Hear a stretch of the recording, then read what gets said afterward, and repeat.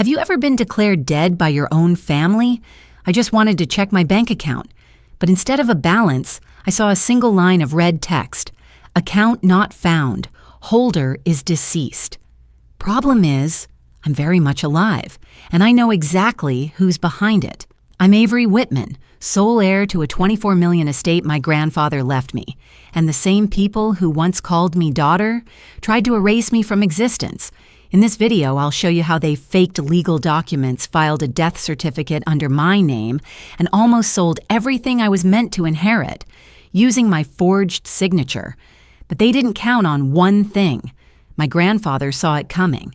He left behind a sealed USB drive, a hidden vault key, and a video saying, "If you're watching this, they tried to erase you, but I left proof. Take your name back." If you think this only happens in movies, stay right here. Because if I hadn't acted in time, they would have sold everything I owned under the name of a woman who, legally, no longer existed. Before we dive into the story, I'd love to get to know you a little better. Drop a comment below and let me know where you're watching from. That way I can send you a special shout out. Now let's begin our story together.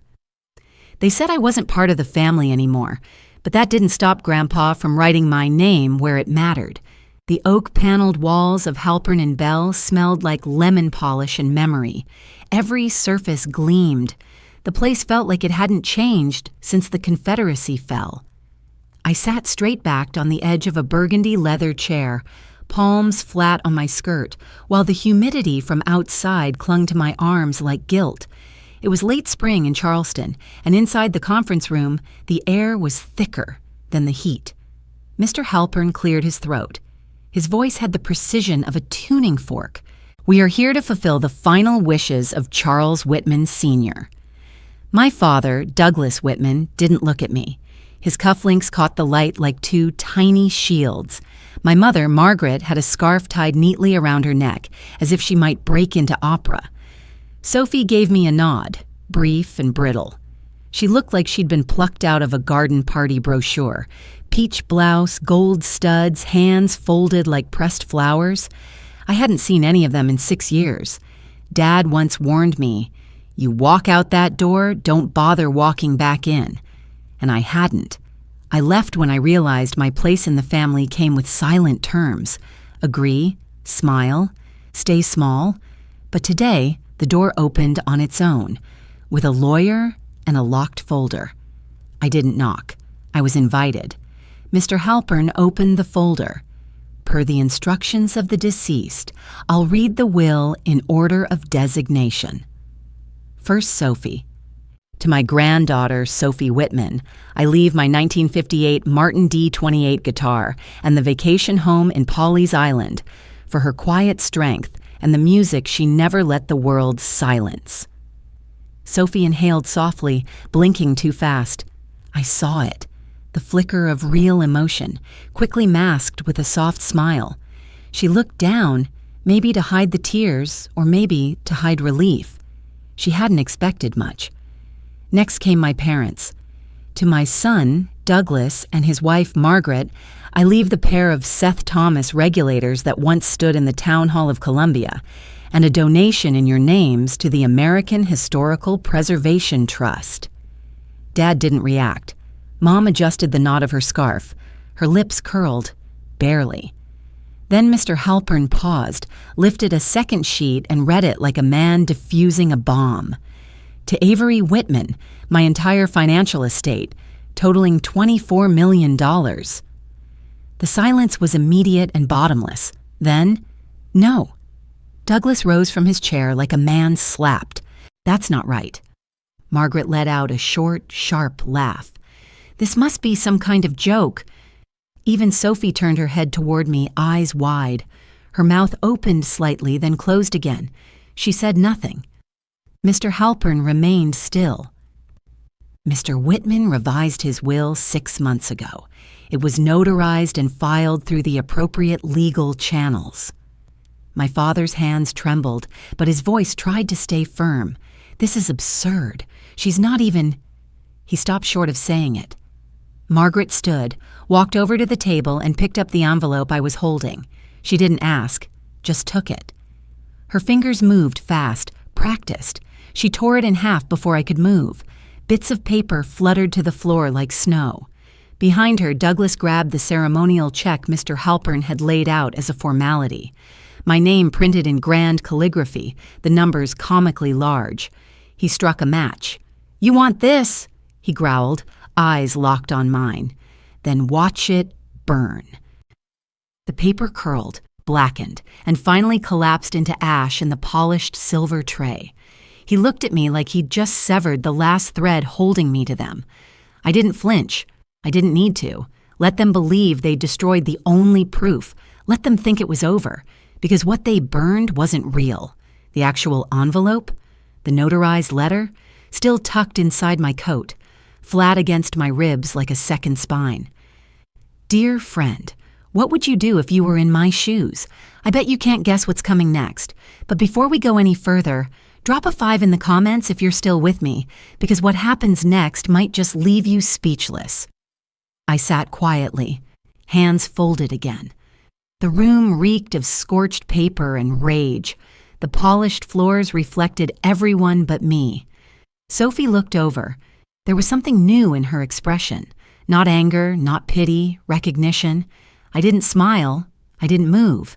Silence, I'd learned, is louder when you've got nothing left to prove. And the man who once told me I'd never come back, he just burned the proof that I did. I only wanted to check my balance. Just a quick look to reassure myself that I hadn't imagined it. That the inheritance, the lawyer, the fury on my father's face had all happened outside of a dream. I typed in the login info the way I always had. Same username. Same password I'd used for years. But instead of a dashboard with dollar signs and transaction logs, a single line of red text blinked back at me. Account not found. I tried again, slower this time, triple checking every letter. Still nothing. For a moment, I sat still on the edge of my couch, the laptop heating my thighs, a thin sheen of sweat gathering behind my knees. Something wasn't right. I reached for my phone and dialed the customer service line. A tinny piano loop played through the earpiece. I stared at the dusty light filtering through my apartment blinds, those warped wooden slats that always tilted a little to the left, no matter how I fixed them. The line clicked. "This is Janet with capital first," a voice said, perky but flat. "Can I have your full name and account number?" I gave it. Silence stretched longer than it should have. "I'm sorry," she said, voice tight. "Can you hold for just a moment?" There was another click, then more music.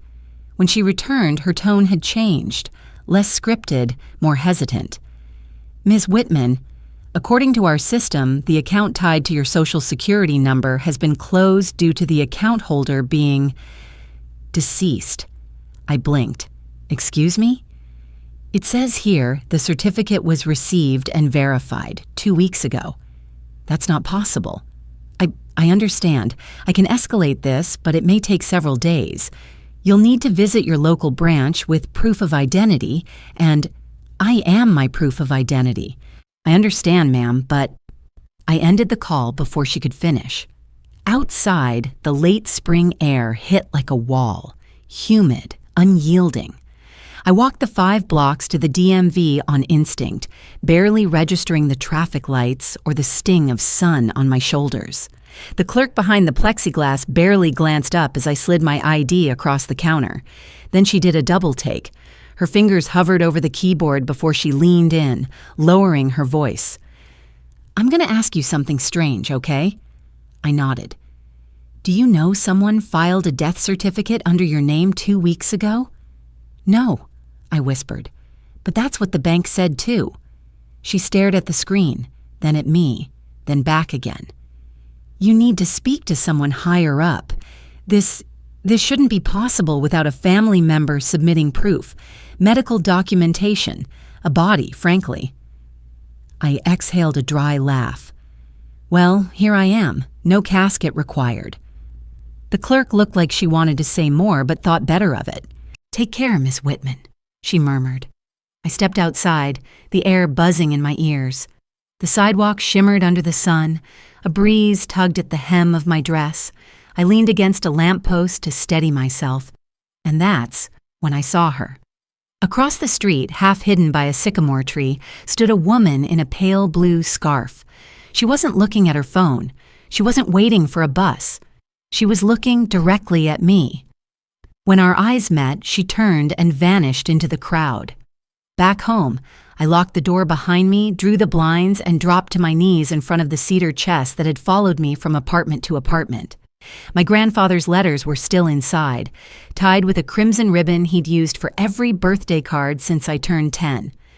I untied the bundle with shaking fingers, rifling past old Christmas notes and newspaper clippings until I found it. The sealed envelope with my name in his handwriting. I opened it. Inside was a check, not like the theatrical one Dad burned, but an official-looking duplicate labeled non-negotiable copy for records only. Folded beneath it was a USB drive and a single handwritten note. Let them burn it, then open the real file. I stared at the words for a long time before sliding the USB into my laptop.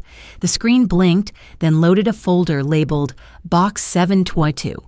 Inside were PDFs, scans, notarized affidavits. A signed document transferred all assets into a protected trust in my name, executed 3 days before Grandpa's stroke. The account numbers were there, the routing details, even the attorney of record, a name I hadn't seen mentioned at the will reading. Then another file opened automatically.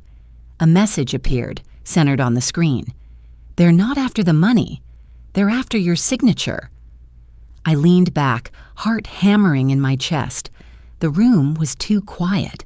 I could hear the tick of the kitchen clock, the distant hum of a lawnmower outside. They hadn't just wanted me gone. They'd gone one step further. They'd tried to erase me. And yet, somehow, Grandpa had seen it coming. The brass key was heavier than I remembered. For years, it sat tucked in the back of my nightstand, nestled among loose change, expired parking stickers, and a dried lavender sachet from a long-forgotten wedding favor. Grandpa had handed it to me on my 24th birthday with no explanation, only a wink and a line I thought was one of his riddles. One day you'll need something they don't even know you have. I didn't know then that he was handing me a way back to myself. Langford Private Vaults was hidden behind a boutique wine shop on the edge of Church Street, nearly swallowed by the creeping ivy and sun-bleached signage. The receptionist, a woman in her 60s with silver-streaked hair and a linen blouse, barely glanced up when I placed the key on the counter. But when her eyes did land on the number etched into the brass, it was 17, she paused, gently, like she'd been waiting for me. "We don't get many folks for the 17s, she said softly, as if that meant something I was supposed to understand. The corridor behind the vault doors smelled like cedar and cold metal. My footsteps echoed against the marble tile as she led me to a chamber no larger than a pantry. The key turned with a weighty click, and the drawer slid out with a sigh. Inside was a folder bound in navy leather. Beneath it, a velvet pouch tied in green silk. Tucked behind both were a bundle of sealed land deeds, several pages of annotated stock certificates, and a business envelope marked Confidential Transfer, Whitman Holdings. I didn't speak until I was back in my apartment. The heat had settled into the walls, and the only sound was the distant hum of a fan by the window. I placed the folder on my table like it might disappear if I blinked too hard. My laptop glowed beside it, open to the email thread I'd begun with Sylvia Daniels, a name Grandpa had once circled in red ink on a crumpled envelope. She hadn't responded yet. I untied the green ribbon. Inside the pouch was a flash drive. No label, no logo, just a polished black shell. I plugged it in and waited. The video opened on Grandpa, seated in his library chair. He wore his navy suspenders and the corduroy blazer with the elbow patches, like he always did when something mattered. Behind him, the mantel clock ticked faintly, marking time with deliberate finality. "If you're watching this," he began, "then I was right. They tried to erase you." He didn't name names. He didn't have to. I knew what they were capable of, he continued, but I also knew who you were, before they looked away, before they started treating you like a threat instead of a daughter. He paused, then reached beside him and held up the very key I'd used that morning. You were never forgotten.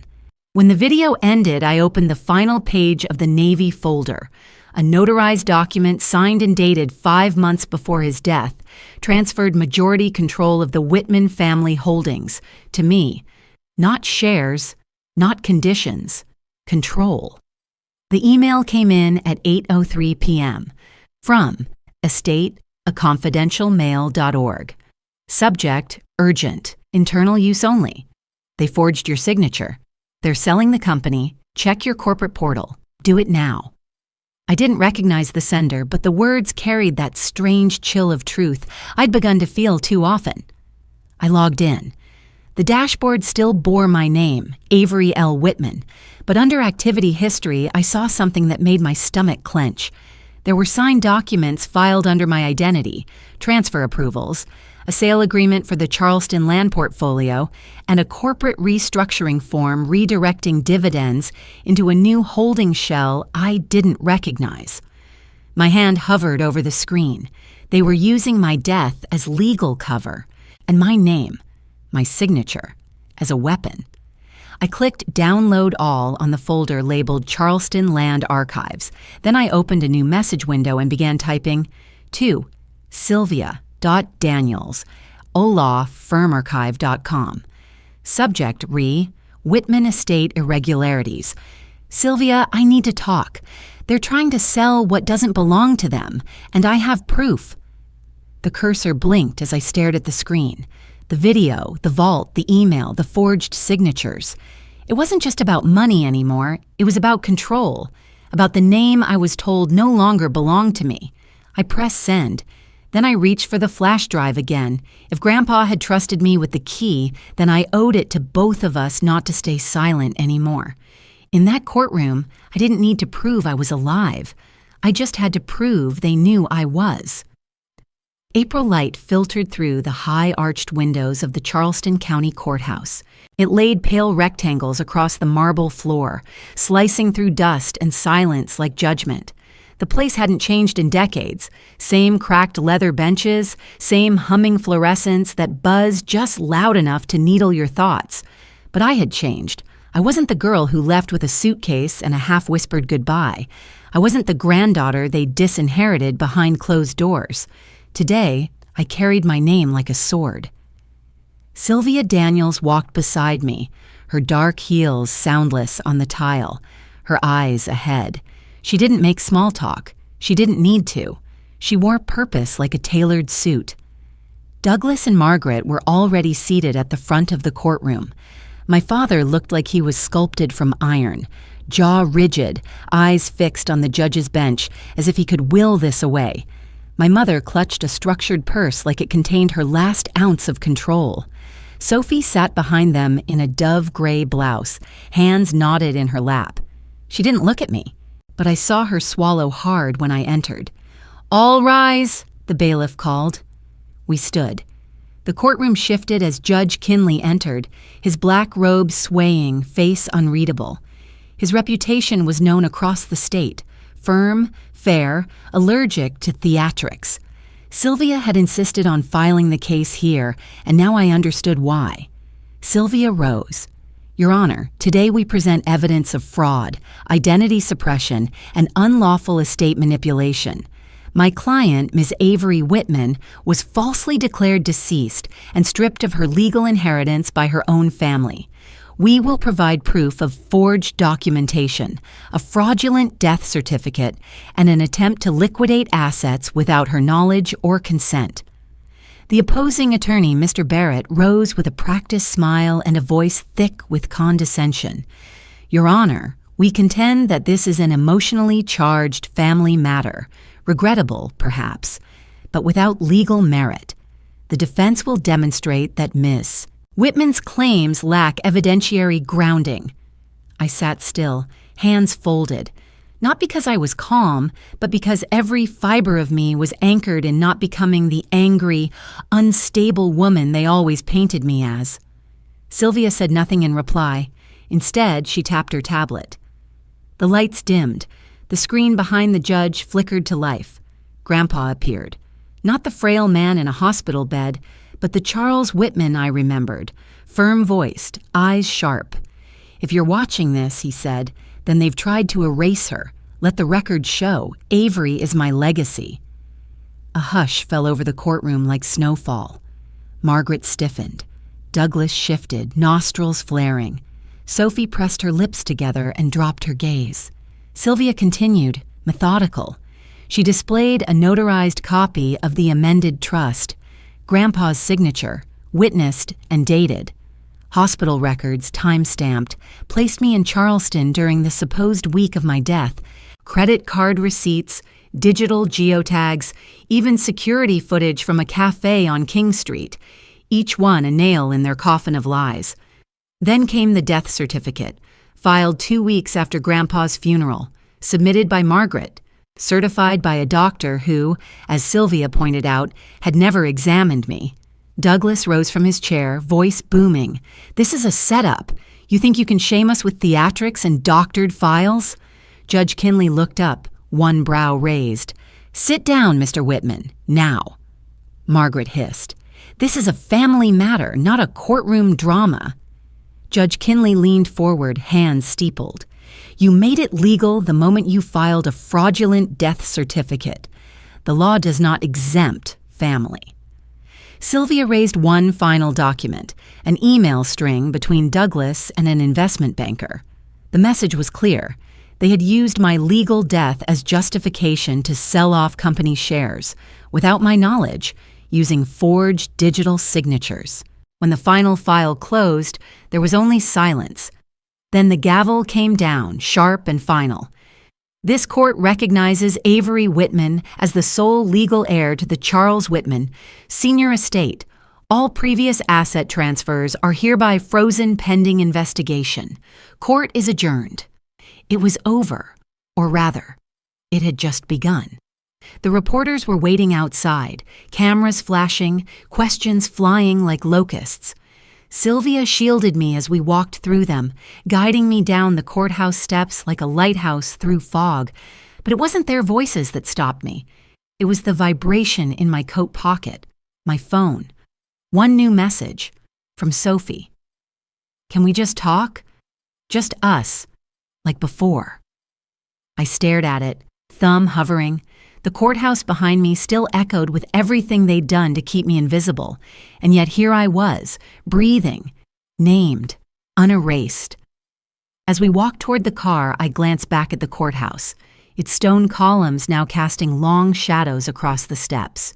I used to think justice was a thing you found on paper, but today I learned it breathes. It stares people down from witness stands and speaks through voices that won't shake. Sylvia placed a hand lightly on my shoulder. "You didn't just win," she said. "You reclaimed your name." For the first time in years, I believed it. Later that evening, I sat on the edge of my bed, coat still on, phone face down beside me.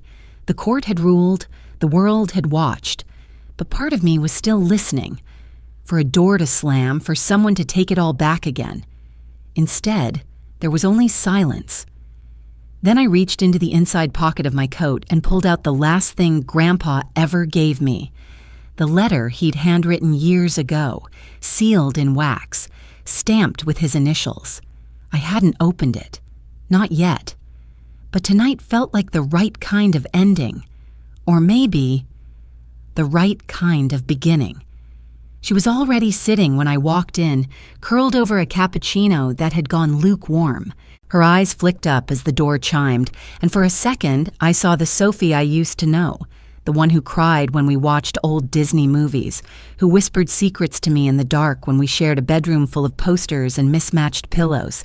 But that version of her was long gone, buried under years of curated smiles and passive silence. "Hey," she said, almost breathless. I nodded, unslinging my coat and pulling out my phone as I sat across from her. I placed it on the table, screen side down, and tapped the top once. She noticed. Her eyes didn't miss much. "Recording?" she asked, a soft edge in her voice. "You said you wanted to talk like old times," I replied, so I figured we'd both want to remember what was said. Outside, the drizzle had turned into a steady mist. Through the window, I could see Queen Street shimmering under the pale morning light.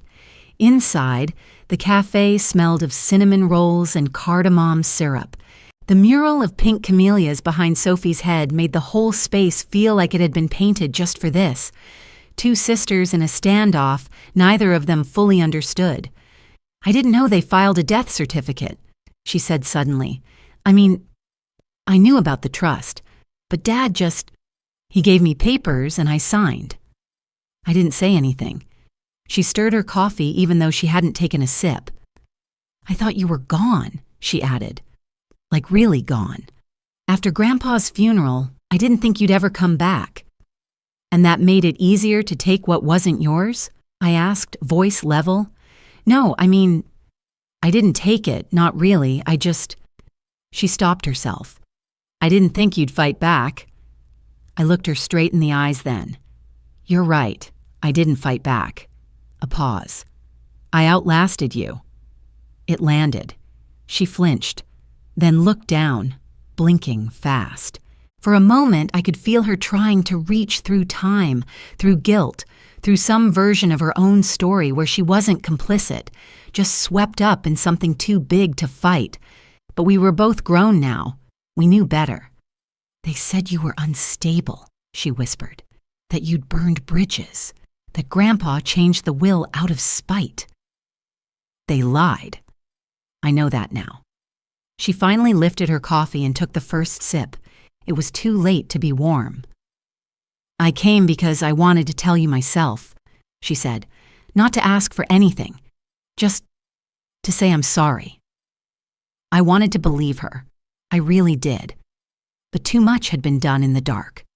Silence isn't neutral when it enables cruelty. And Sophie had been quiet for too long. I reached for my phone and turned the screen upward. The red dot was still blinking. "Will you delete it?" she asked, eyes wide. "No," I said, "but I won't use it either, unless I have to." She nodded slowly.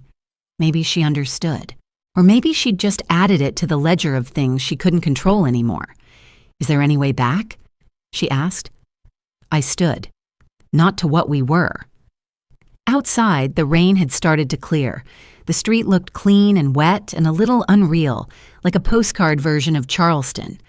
I didn't look back when I walked out, but I heard her voice one last time, soft behind me like the scrape of a closing door. They'll never stop, you know. I kept walking past the cafe, my boots tapping a steady rhythm against the wet sidewalk.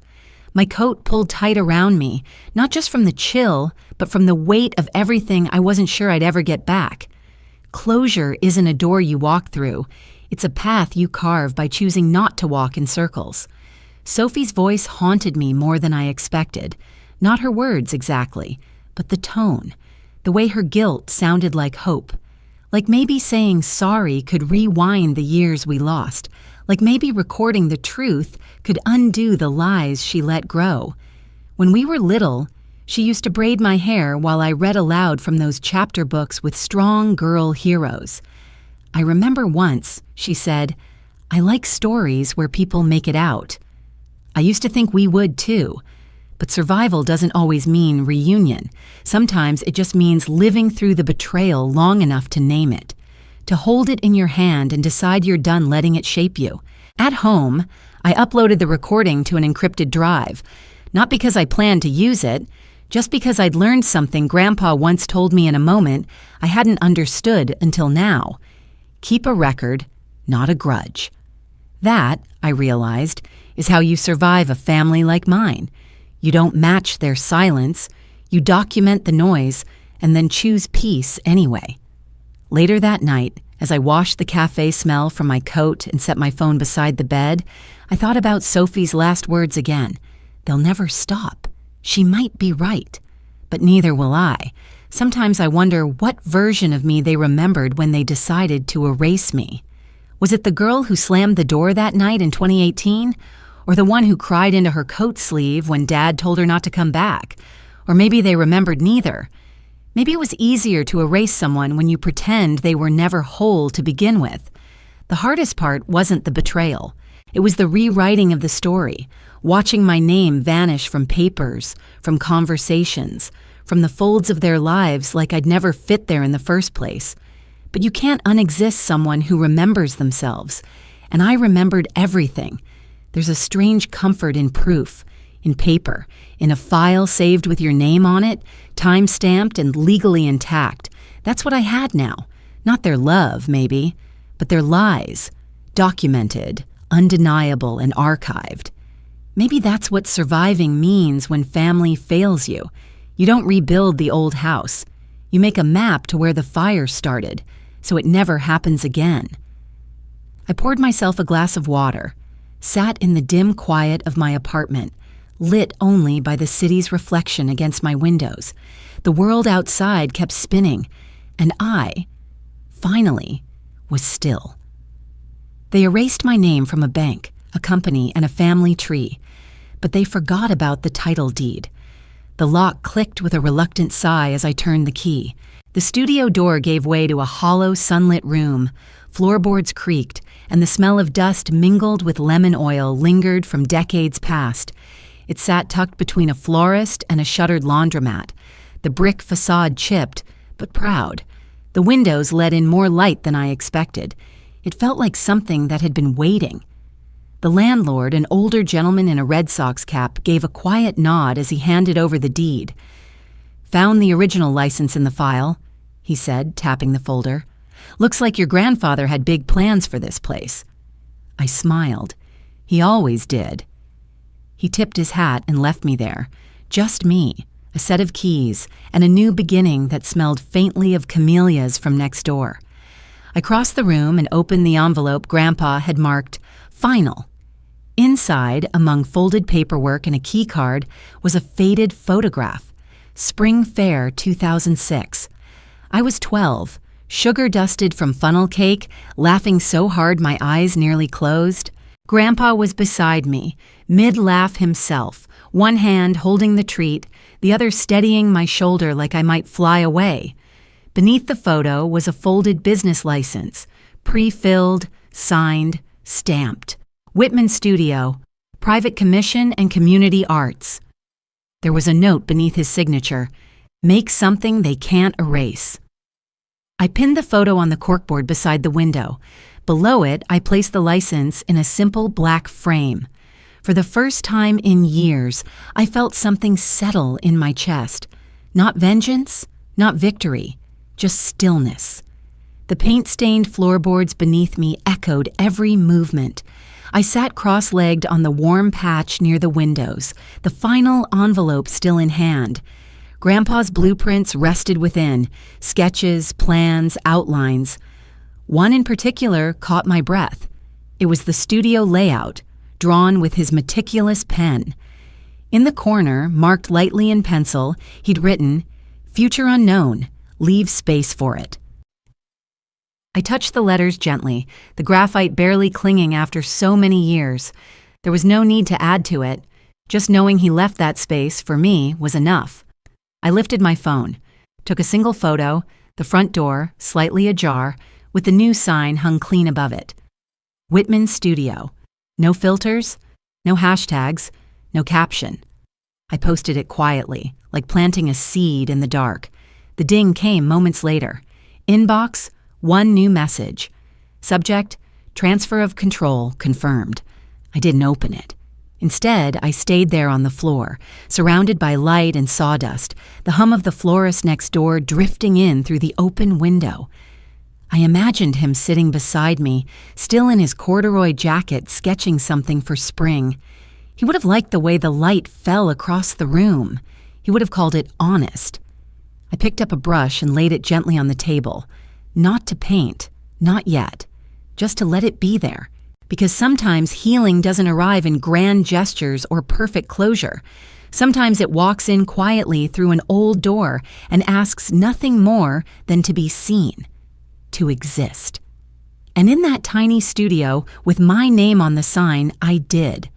I sat there, the light spilling across the studio floor, and for the first time in years, I didn't feel erased. I felt seen, not by them, but by myself. Sometimes what we lose in blood ties, we find in what we choose to build. Family isn't always who shares your name.